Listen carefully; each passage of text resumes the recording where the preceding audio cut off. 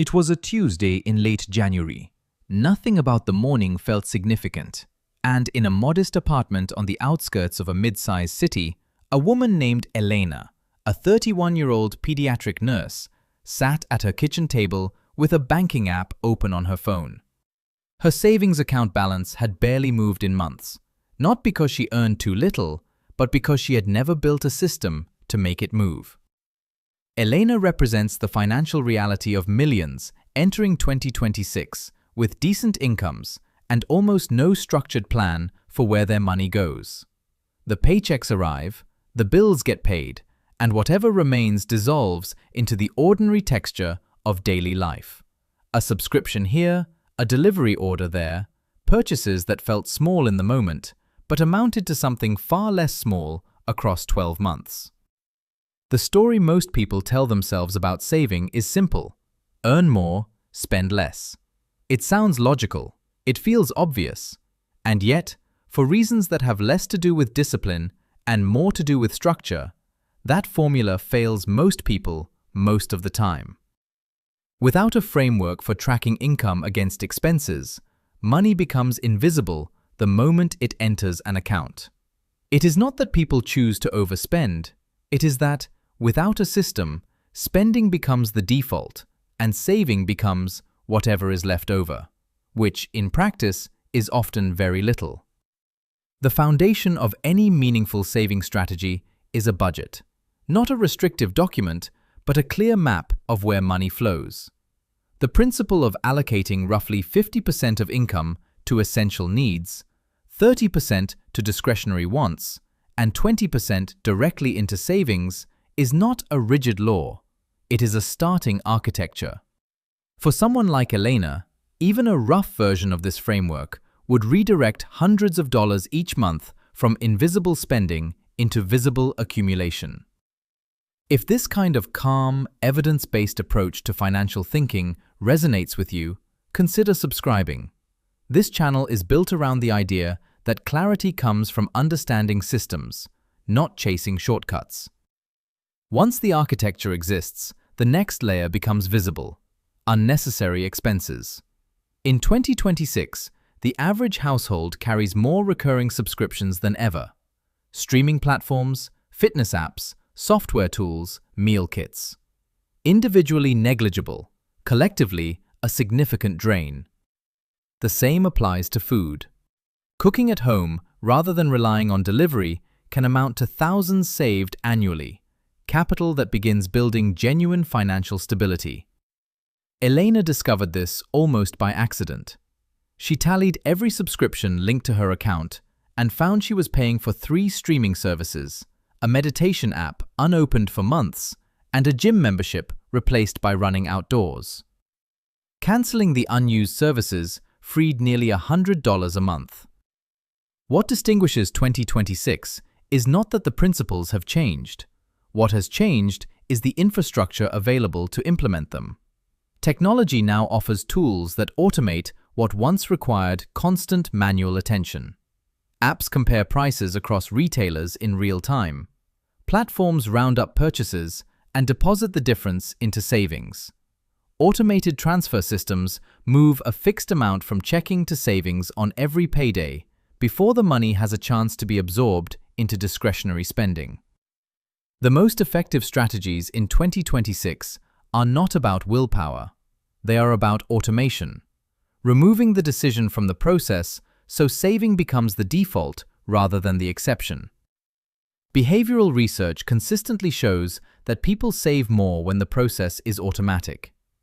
Every time saving requires a conscious decision, it competes with every other use of that money.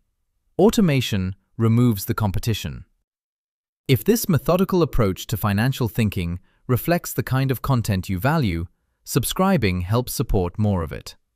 Long-form financial education depends on viewers who believe understanding matters more than urgency. There is another dimension often undiscussed in conversations about saving: the corrosive effect of unnecessary debt. Debt, particularly high-interest consumer debt, operates as a reverse savings engine. Every dollar committed to interest payments is a dollar that cannot compound in a savings or investment account. For someone carrying credit card balances, the mathematical priority is clear. Paying down high-interest debt produces a guaranteed return equal to the interest rate avoided. No savings account and few investments can match that.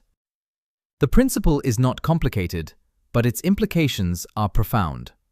Eliminating unnecessary debt is not merely a step towards saving. It is, in practical terms, the highest returning financial decision most people can make. Elena understood this after watching a colleague spend years making minimum payments on a balance that never seemed to shrink. She chose early to avoid carrying unnecessary balances, an unglamorous decision that would prove among the most consequential of her financial life. Beyond managing expenses and eliminating debt, there is the question of income itself. Saving is ultimately a function of the gap between what comes in and what goes out.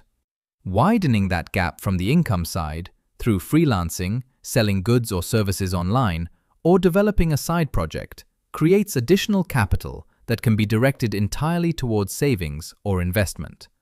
In 2026, the infrastructure for generating supplemental income is more accessible than at any previous point.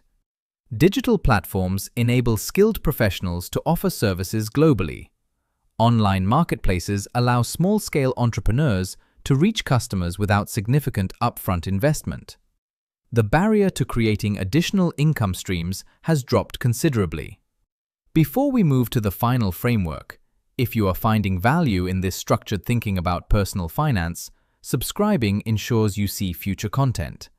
This channel is built for viewers who think in years, not days. The final principle, and perhaps the most important, is clarity of purpose.